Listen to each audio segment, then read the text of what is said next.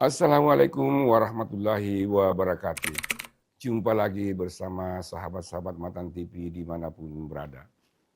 Dalam perjalanan sebuah bangsa akan selalu ada momen yang menuntut refleksi mendalam dari seluruh elemen masyarakat. Seringkali aspirasi publik mengemuka sebagai cerminan denyut nadi kehidupan bernegara, membawa serta harapan sekaligus kegelisahan. Munculnya rasa kecewa publik tidak pernah datang dari ruang hampa.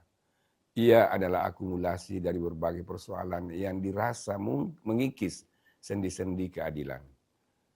Akar masalah ini seringkali adalah kesenjangan yang terasa semakin nyata antara kesulitan hidup masyarakat umum dengan gaya hidup serta kebijakan sebagian kalangan elit. Ini bukan sekedar persoalan ekonomi, melainkan isu keadilan dan ketimpangan yang nyata. Ketika kepercayaan publik terkikis oleh kebijakan yang tidak berpihak dan kehidupan kekuasaan yang terasa jauh dari realitas, maka lahirlah keresahan kolektif itu. Dan karena kita adalah model demokrasi kritik, masyarakat sangat berguna untuk merespon isu tersebut. Namun, efektivitas sebuah kritik bergantung sebetulnya pada cara penyampaiannya. Seringkali emosi kolektif warga berubah bentuk dari yang semula kritik menjadi aksi yang destruktif. Sebuah contoh tragis mengenai bagaimana aspirasi yang sah dapat berubah menjadi bencana nasional. Dapat kita lihat pada aksi kekerasan di Nepal yang dipicu oleh Gen Z pada September 2025. Peristiwa ini menjadi pembelajaran pahit tentang bagaimana rasa kecewa yang akut dapat bertransformasi dari gerakan damai menjadi gelombang kerusuhan yang memakan korban jiwa, sampai nyaris melumpuhkan institusi negara dan meruntuhkan kepemimpinan nasional. Kisah kelam Nepal bisa jadi cermin kita.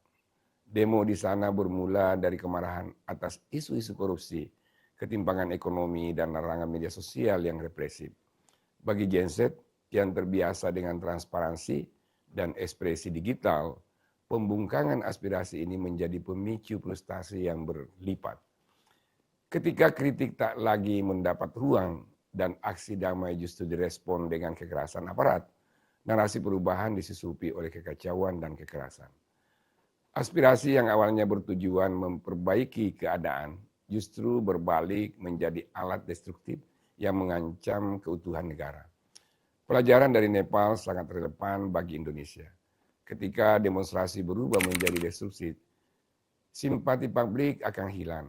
Pesan utama tenggelam dan ruang kekacauan tersebut sangat mudah disusupi oleh aktor-aktor radikal yang justru akan memperparah polarisasi bangsa. Jangan sampai generasi muda di Indonesia, khususnya Gen Z, terpancing untuk memandang kekerasan sebagai jalan pintas untuk perubahan politik ataupun sosial.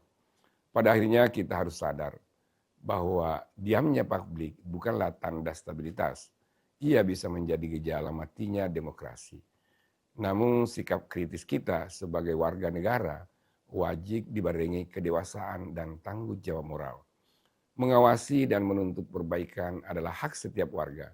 Tetapi cara penyampaian yang tertib dan damai adalah syarat mutlak bagi transformasi yang substantif dan berkelanjutan.